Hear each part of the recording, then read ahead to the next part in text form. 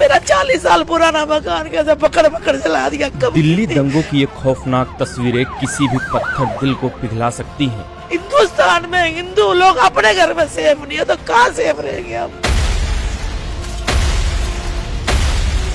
दिल्ली को ये जख्म देने वाले देश के बाहर के दुश्मन नहीं थे, बल्कि देश के भीतर ही देश के दुश्मनों की शह पर पलने वाले आस्तीन के सांप थे, जिन्हें न केवल राजनीति का मजाक बनाने वालों ने पाला, बल्कि उनकी ढाल बनकर भी ये लोग खड़े हो गए थे। लगातार जब उनके घर के अंदर भीड़ घुसी, उन्होंने पुलिस अधिकारियों को सूचना दी है, 100 नंबर पे कॉल किया है, एक एक चीज की मीडिया को जानकारी दी कि किस तरीके से उनके घर के अंदर मॉब घुसी।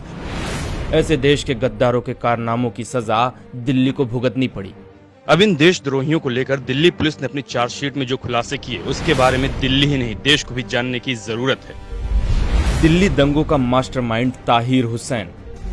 केजरीवाल की आप से पूर्व पार्षद ये वही ताहिर हुसैन है जो इंसानी शक्ल में किसी शैतान से कम नहीं है।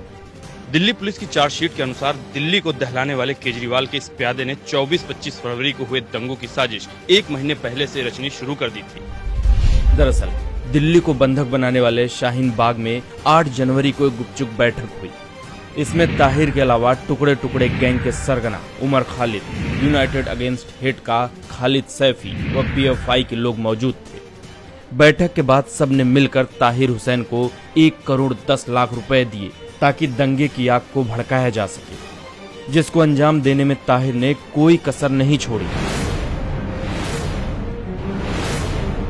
दंगे के दिन की कॉल डिटेल्स, इसके घर से पेट्रोल बम, दूर तक मार करने वाली गुलेल चीख चीख कर इस बात की गवाही दे रही थी कि ताहिर ही दिल्ली दंगों को भड़काने का मास्टरमाइंड है।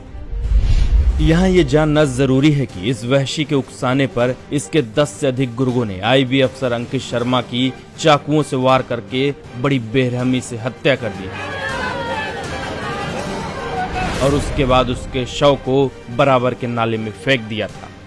केजरीवाल के साथ ताहिर हुसैन, आप सांसद संजय सिंह और विधायक अमानतुल्लाह खान का भी खास प्यादा था। इसलिए जब इस पर कार्रवाई शुरू हुई तो सबसे पहले अमानतुल्लाह खान ने ही इसके पक्ष में बयानबाजी शुरू कर दी। अगर पक्षपात होगा, आप सिर्फ मुसलमानों से ज्यादती करोगे, उनको जेल भेजोगे, उनको दंगाई ठहराओगे, तो इस मुल्क में दंगे होते रहेंगे। दिल्ली दंगों में भी टुकड़े टुकड़े गैंग ने दिखाई कायराना हरकत। देश के टुकड़े करने के घिनौने ख्वाब सजाने वाले उमर खालिद के खिलाफ भी पुलिस की चार्जशीट में दिल्ली दंगों को लेकर कई खुलासे किए। उमर ने न केवल दंगों के लिए ताहिर को पैसा दिलवाया था, बल्कि दिल्ली दंगों की साजिश में भी अहम भूमिका निभाई थी। दंगों से कुछ दिन पूर्व उमर ने लोगों को भड़काते हुए अमेरिकी राष्ट्रपति ट्रंप के दौरे के दौरान सड़कों पर उतरने के लिए लोगों को उकसाया था ताकि भारत की छवि धूमिल हो सके।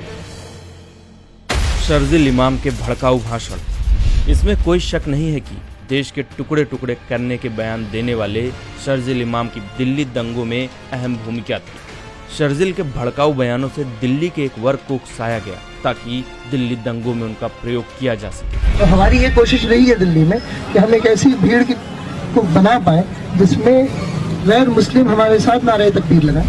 शर्जिल ने जामिया के बाहर इकट्ठा भीड़ हो या न्यूज चैनलों का कैमरा, सभी जगह देश विरोधी भड़काऊ भाषण दिए। शर्जिल ही वो शख्स है जो देश के अभिन्न अंग असम को देश से तोड़ने की बात कहते हुए पकड़ा गया। अगर 5 लाख लोग हमारे पास हो ऑर्गेनाइज्ड, तो हम हिंदुस्तान और नॉर्थ ईस्ट को परमानेंटली कट कर सकते हैं। पर परमानेंटली नहीं तो कम से कम 1 महीने के लिए तो कट कर ही सकते हैं। मतलब इतना मवाद डालो पटरियों पर, रोड पे, उनको हटाने में 1 महीना लगे, है कि नहीं? जाए एयरफोर्स से असम को काटना हमारी जिम्मेदारी है। असम और इंडिया कट के अलग हो जाए, तभी ये हमारी बात सुनेंगे। खुद को JNU का छात्र बताने वाला ये देशद्रोही सालों से दिल्ली में देश विरोधी प्रदर्शन करके युवाओं को उकसाता रहा है। देश विरोधी PFI भी नहीं रही है पीछे। CAA विरोध प्रदर्शन की आड़ में popular front of India PFI ने दिल्ली को जलाने की साजिश की। इसके सदस्य दानिश के अनुसार दिल्ली के जिहादी दंगाइयों को PFI ने न केवल मोटी रकम दी, बल्कि दूसरे प्रदेशों से दिल्ली में दंगा कराने के लिए दंगाइयों को भी बुलाया। PFI ने ही शाहीन बाग में प्रदर्शन के नाम पर दिल्ली दंगों की साजिश को अंतिम रूप दिया। यहाँ आपको यह भी पता होना चाहिए कि ये वही पीएफआई है जिसकी आप और कांग्रेसी नेताओं के साथ नजदीकियों के किस्से भी पूरे देश ने सुने और देखे हैं। इसी पीएफआई के सदस्यों ने कुछ दिनों पहले कर्नाटक में कोरोना योद्धाओं पर जानलेवा वार भी किया था। दिल्ली दंगों में भी आया निजामुद्दीन मरकज का नाम। दिल्ली पुलिस की चार्जशीट में दिल्ली के मुस्तफाबाद की राजधानी पब्लिक स्कूल के मालिक फैजल फारूकी को दंगे फैलाने का साजिश करता बताया गया है। पुलिस के खुलासे में फैजल की कॉल डिटेल रिकॉर्ड खंगालने पर सामने आया कि वह पीएफआई निजामुद्दीन मरकज से दंगों के दौरान लगातार संपर्क में था। इसी फारूकी के स्कूल से भी बड़ी गुलेल, पत्थर और हमले करने के लिए दूसरे सामान भी मिले थे। अपने स्कूल के माध्यम से फारूकी ने दंगाइयों को शरण भी दी थी ताकि वो ज्यादा से ज्यादा लोगों को टारगेट कर सके। दिल्ली को दहलाने की साजिश 1 महीने तक शाहीन बाग में चली और केजरीवाल के मंत्री इसके समर्थन में खड़े रहे। शाहीन बाग का रास्ता खुलवाना मेरी जिम्मेदारी नहीं है। कम से कम इतना तो उनका जानना हक है कि आप किस तरफ खड़े हैं उसमें। मैं कहीं भी खड़ा हूँ, मैं शाहीन बाग के लोगों के साथ खड़ा हूँ। मगर जब इतना कुछ हो गया तब भी केजरीवाल के मुंह से ताहिर के खिलाफ एक भी शब्द नहीं निकला। आप विधायक अमानुल्लाह तो ताहिर के काले कारनामों पर पर्दा डालने के लिए वकालत तक करने लगा था, लेकिन देश जलाने की साजिश करने वाले ये देश के दुश्मन भले ही कितने भी शातिर क्यों न हो, भले ही इन्हें देश के दुश्मनों का संरक्षण हासिल हो, लेकिन वे शायद भूल गए कि अब इस देश में गद्दारों की मौत पर आंसू बहाने वाली कांग्रेस नहीं बल्कि देश के दुश्मनों को सजा देने वाली पीएम मोदी की सरकार है। जिस तरह से चीन और पाकिस्तान को मोदी सरकार ने उन्हीं की भाषा में जवाब दिया है, उसी तरह मोदी सरकार दिल्ली को जख्म देने वालों को जेल की सलाखों के पीछे पहुंचाकर ही दम लेगी।